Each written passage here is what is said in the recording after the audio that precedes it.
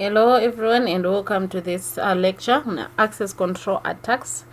So during our last presentation we were talking about access control, the definition of access control and the access control mechanisms, the types of access controls that we have, the mechanisms and also the techniques that we have. So here during this lecture we are going to explain access control attacks, and one of the goals of access control, like what we explained during our previous lecture, is to prevent unauthorized access to objects.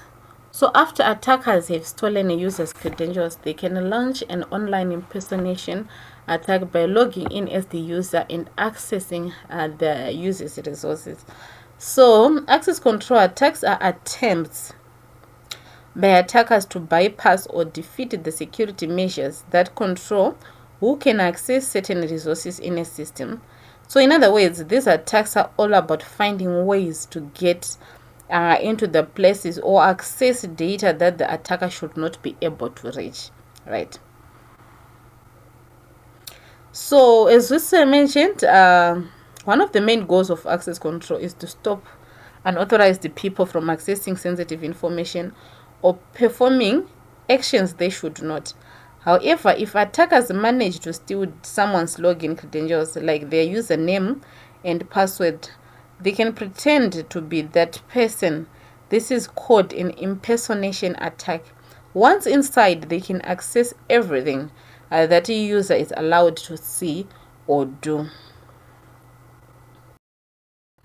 So on access control attacks, we have attacks that we need to explain during this lecture. So we have access aggregation attacks, right? So access aggregation attacks, this refers to collecting multiple pieces of non-sensitive information and aggregating them to learn sensitive information. So these attacks happen when an attacker collects many small harmless pieces of information and puts them together to figure out something sensitive. For example, knowing someone's job title, the department, and the projects can help an attacker guess what systems they use, right? Then we move on to password attacks. These are the weakest form of authentication, and there are many password attacks available. So if an attacker is successful in a password attack, the attacker can gain access to the account and access resources authorized to the account.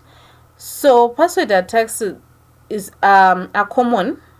These are another common threats. Then and are often the weakest link in security. So if the attacker guesses or cracks a password, they can log in as that user and access all the resources that the user can. Then anti-password attacks, there's the Ashley Madison case. This is a real world example. This happened in 2015.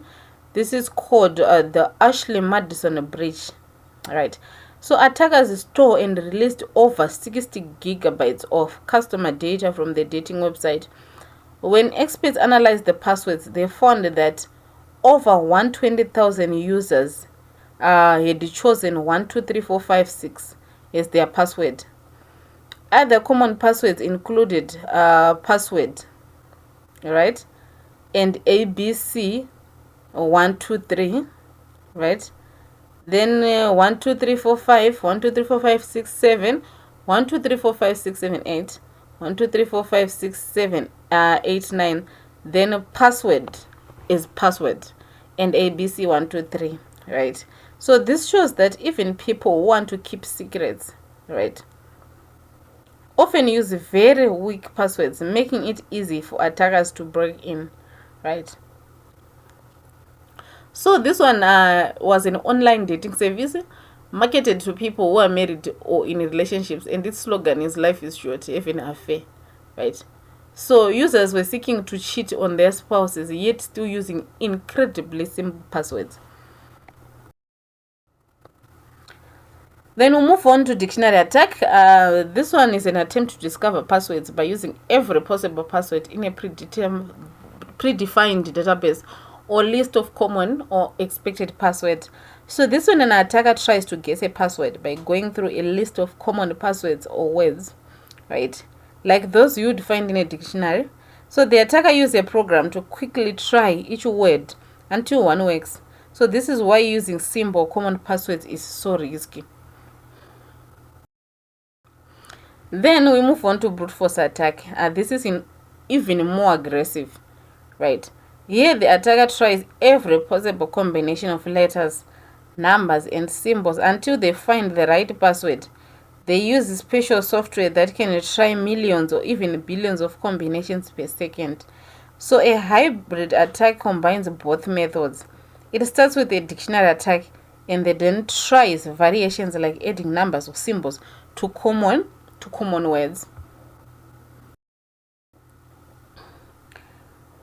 So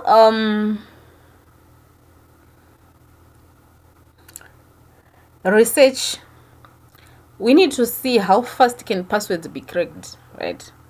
And the research shows that just how quickly passwords can be cracked with the powerful computers, right? So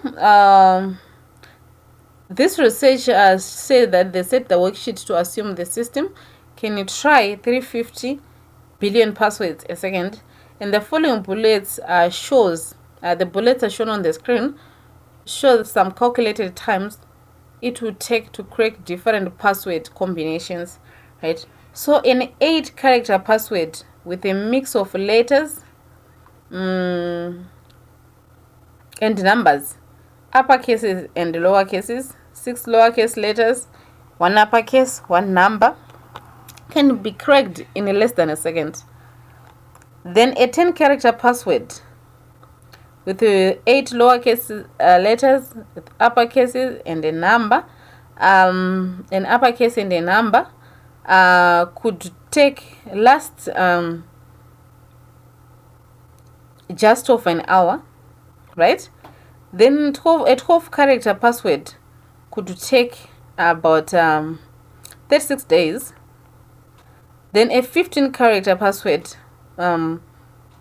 could take over 1,700 years to crack. So this shows that longer and more complex passwords are much safer, right? Then we move on to birthday attack. This one focuses on finding collisions. So this is a type of cryptographic attack that takes advantage of the mathematical principles known as the birthday paradox. In simple terms, the birthday paradox shows that in a group of just 23 people, there is a surprisingly high chance that 2 people share the same birthday.